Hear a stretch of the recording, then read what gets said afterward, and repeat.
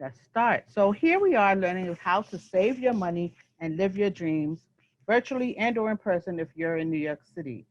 So a little bit about NYU Financial Education and what that means. So financial education, which is commonly referred to as financial literacy, basically is, here to, mission is to instill quality financial education to empower prospective and new current students to make responsible decisions that contribute to your overall success and whatever your goals are.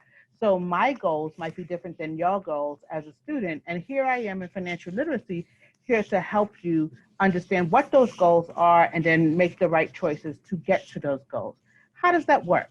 Well, let's move this thing over. We do have a statement of purpose within our office. Our statement of purpose is, understanding that thinking about your finances can be a bit overwhelming, especially while you are a busy student at NYU. So our Office of Financial Education, which is under Student Success, we're here to partner with you so you could get some tools, get some knowledge, and then build upon things that you'll learn as you engage with us throughout the year. So we do workshops like, well, sometimes in person, but mostly everything is on Zoom at this point. We give you resources like documents and things that you could use. We do one-on-one coaching and group coaching sessions, and they're here to help you strengthen your knowledge as you are here at NYU. So you start year one and just engage with us throughout the year in the different things, and then we'll be able to help you feel more confident about your choices with your money, understanding different money terms, and then also your money management, so how that's going to affect you in the future. So some of the things that we do with that is six concepts that we typically use. So the six concepts and philosophy that we go through are planning. I'm not going to read them all in depth, but planning. So understanding a plan with your money, like having it is wonderful or not having it. How do you get it? So we want to give you some strategies. Earnings. So we talk about earnings. Do you have to pay taxes on these earnings? Work study earnings versus other earnings. What does that look like and how does that affect me as a student and or potentially my parent? Like what does that mean every year that they might need to potentially if you have financial aid? Savings and investment. How do I get savings? What investment means?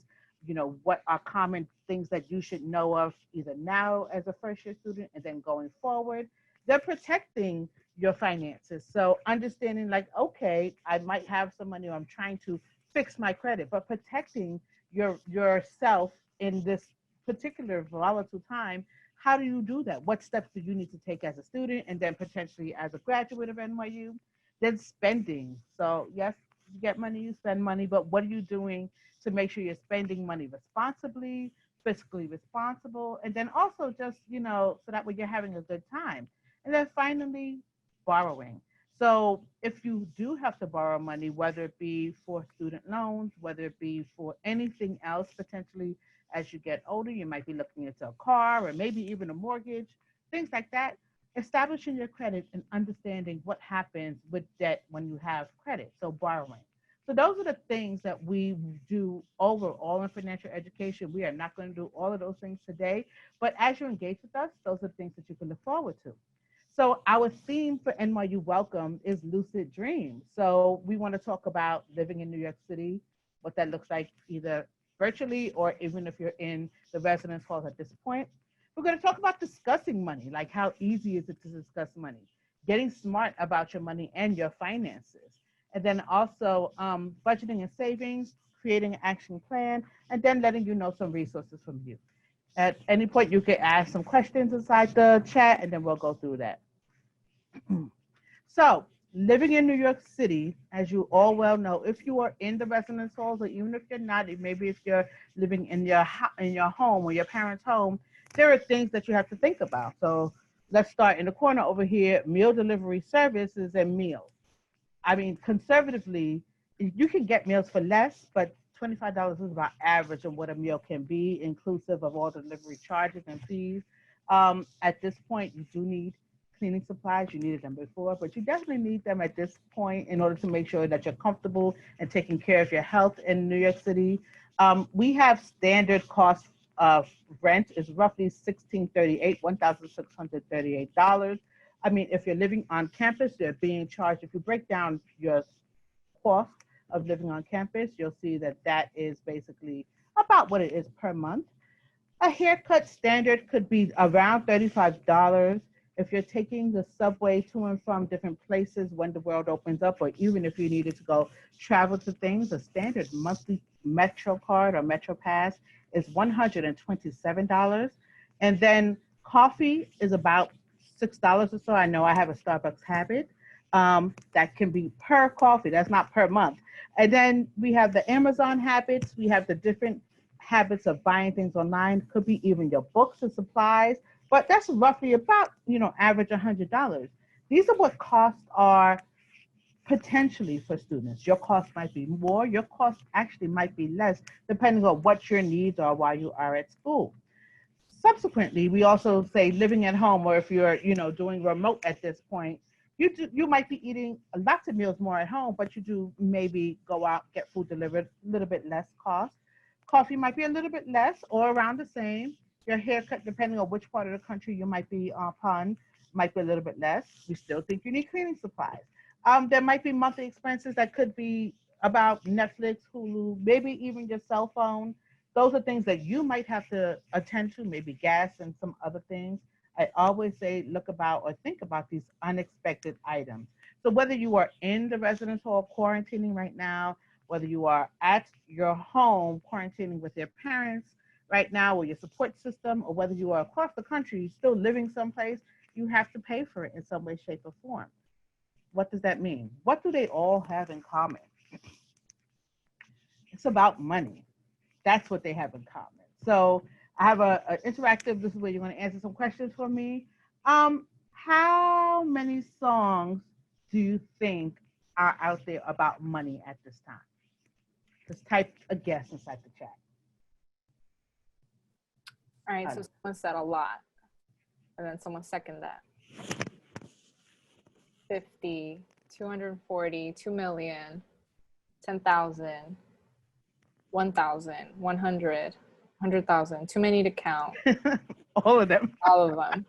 That's really good. Yes, so there are a lot of songs out there about money. Can you name a couple of songs out there?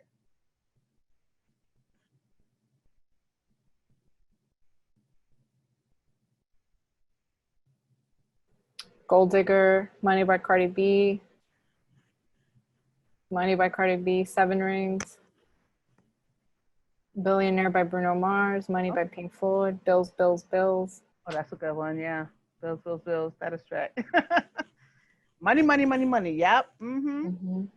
Yes, so money is definitely a factor. So what does that mean? Like understanding how to, what your money does to you, what people do with money.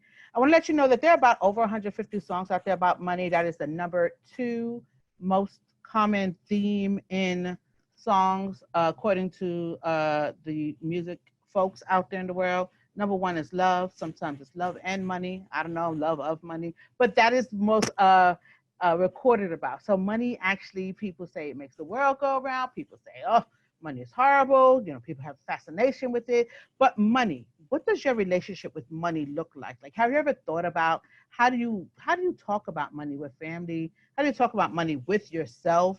What do you do with money? Like, do you, automatically get money and then it goes out the window? Or are you like a specific saver and understand, okay, this every penny or nickel has a purpose in your life? So money and your relationship with money really affects how you are going to be able to access many different things in life. So I'm going to tell you a little bit about how money and how that influences your financial situation. I typically go over this slide starting from the right side backwards. So financial systems. If you as a person are unaware of the different financial systems out there, such as stock market and what that means to put money on the stock market, or even the different banking systems that may be out there, even the credit systems that are out there, your effectiveness of use of money might be limited than somebody who has all that knowledge. So understanding of the financial systems, whether it is plus or minus, will definitely be able to affect how far you move in regards to money in your status in life.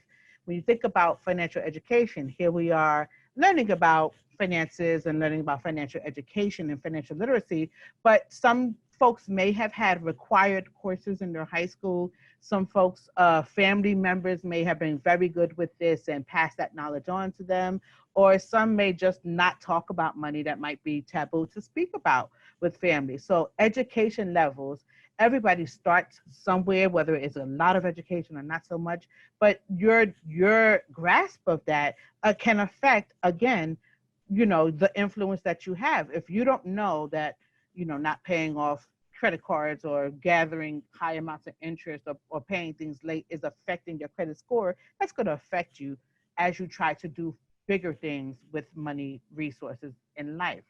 Thinking about financial sentiment. So that is, what are your thoughts about money? So like some people think about, oh, money is temporary, or money, you can't take it with you, or even, interest, you should never carry interest on things. So those sentiments or thoughts about money affect how you then process and use money. Some folks charge everything on their debit cards and it's taken directly out of their account. So they're not really physically touching money and counting things out, which then means sometimes people interpret that money is just not real or it's fleeting. I'll give you an example. If you have student loans, you signed the paperwork for your loan, that money went to your the NYU Bursar account. You never physically got the thousands of dollars in your hand to have to walk it over to the bursar's office and pay that money. So it's like, oh, did I ever really even touch this money? So why do I even have to pay it back? But that's your thought process or sentiment about the money. Thinking about financial behaviors. So some people may say, oh, I know I'm a saver. I save all my money. I'm very frugal, even those are terms. Or I'm just a spender. Like I get my money, I spend it as fast as I can get it, sometimes even faster. But your behavior of utilizing money, whether it is making a budget for yourself, sticking to that budget, or whether it is actually just, you know what, I'm going to pay all my bills up front and then understand what I have to work with afterwards. Like your behavior, that affects your financial situation. And then we're going to talk about your initial financial situation. So basically, whether or not you are born into a high socioeconomic class, not so high socioeconomic class, that situation in and of itself is the biggest impact on your financial situation.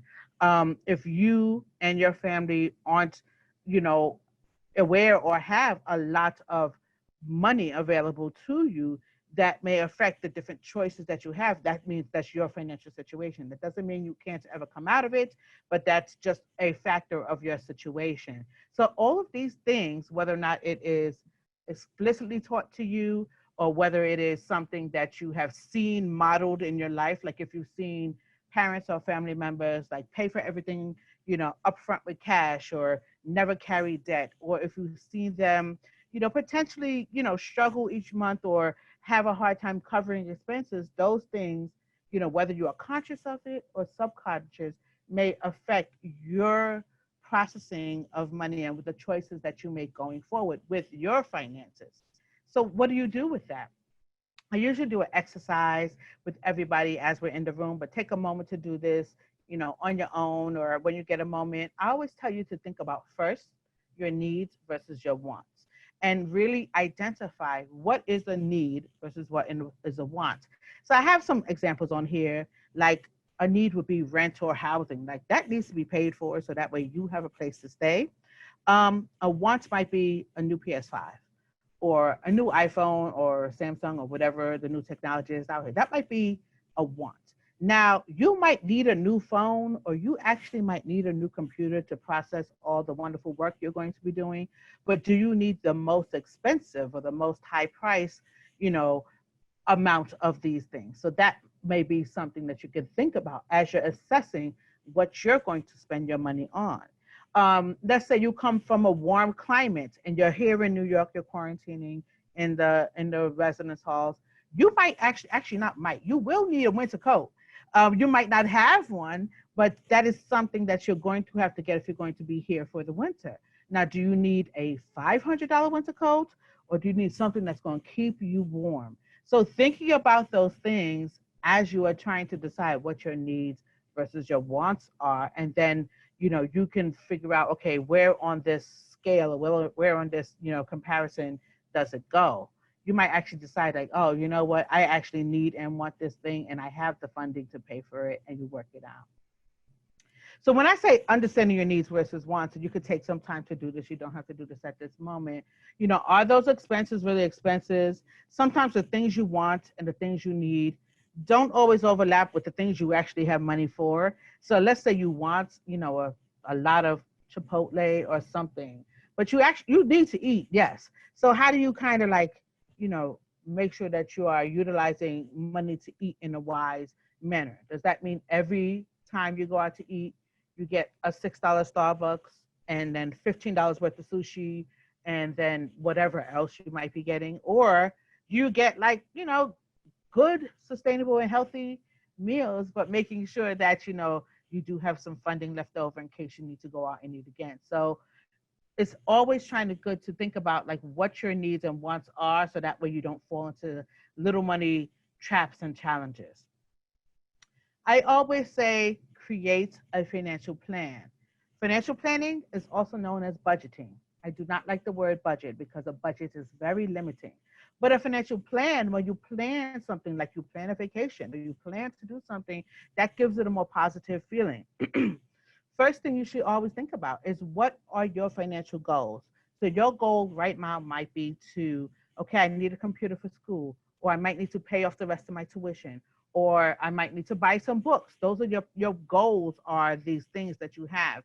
Or your goal might be next semester, I want to do X, Y, and Z. When the world was open more, I always used to say, maybe your plan was to study abroad in the summer or something. What are those goals? Okay, once you identify what your goals are in relation to being here as a student, or even in life, in 3 years I want to buy a car, or those things, what steps are you going to take to achieve that goal? So I'm going to pick one, might be simple, might not be simple, but tuition. I paid my tuition, it is paid for this semester. What's going to happen for next semester, next year? If I want to take more classes, if I want to change majors, what does that look like over the course that I'm going to be here at NYU? Who do I involve in those decision-making processes in order for you to like have your plan a successful plan, so that way you could graduate with the credentials that you need to get this next job that you want? So I would say, if you don't think you have time to create a plan, the first thing you should always do is understand what you have in mind. Like, what do you have in your pocket? What do you have as resources to you? So I would say, yes, there are a couple of free spreadsheets and templates that you can use to make a plan. We'll give you access to a few of them that are linked to your NYU home account.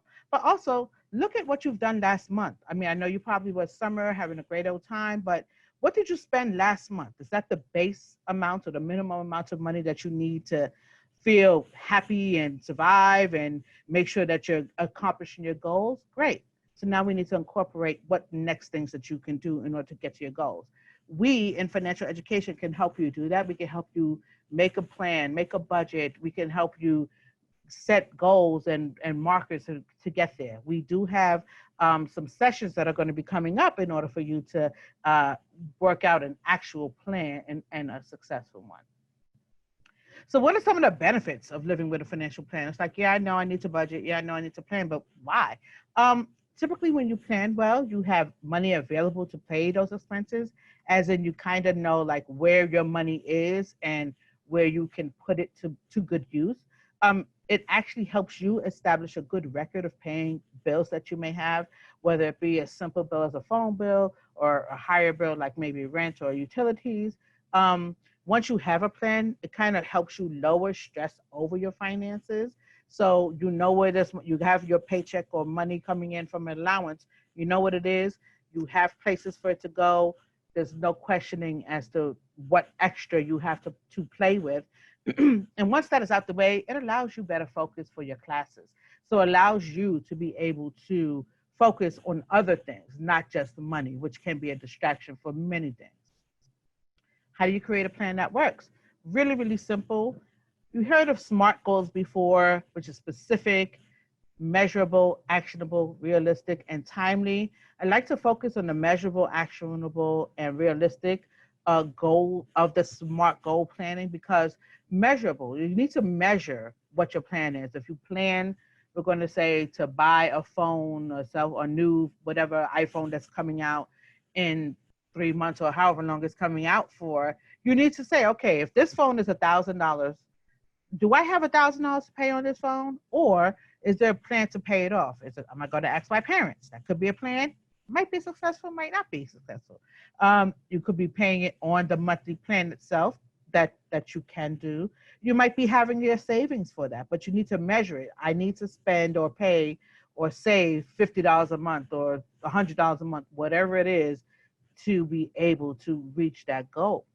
Actionable. So if you don't have any money coming in, how do you plan to pay for your expenses? You need to take action on that. So you need to do things, maybe cutting down on, other things. That way you have some money, or creating opportunities for yourself to take action to get the goal and the plan in order. And it needs to be realistic. This phone comes out on Saturday and you need $1,000 by Saturday and you don't have $1,000. Realistically, are you going to be able to get $1,000 by Saturday? I don't want to know. Realistically, you should have a viable plan out here in order for you to make those benchmarks and get the things that you want in a realistic time frame, and not setting yourself up for disappointment and or failure if you don't succeed.